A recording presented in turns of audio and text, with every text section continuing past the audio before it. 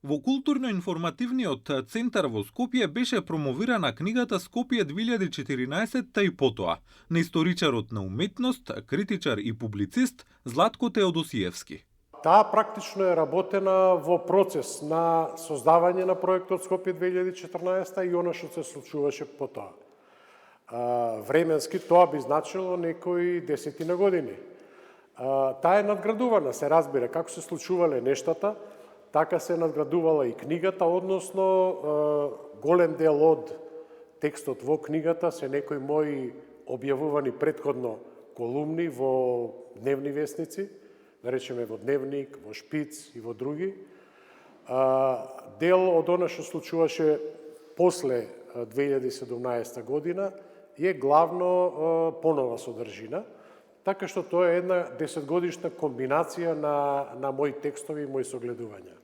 Теодосиевски е автор на повеќе монографски изданија за македонските ликовни уметници, телевизиски емисии за македонската ликовна уметност, како и на сценариото за документарниот филм за уметникот Танас Луловски "Нечепкај со валкани раце". Тој, исто така, е автор на повеќе книги од областа на ликовната уметност и културата. Горан Стефановски викаше, ја ако сакам да пратам порака, одам у пошта и ја праќам. Ама, точно е, ја сакам да пратам порака, дури и без поштар.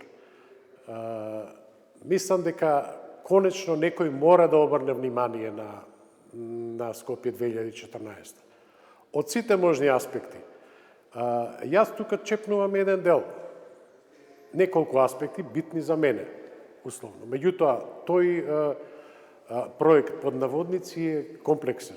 Содржи многу нешта за кои што треба да се разговара дополнително и на кои што мора да му се најде соодветен крај.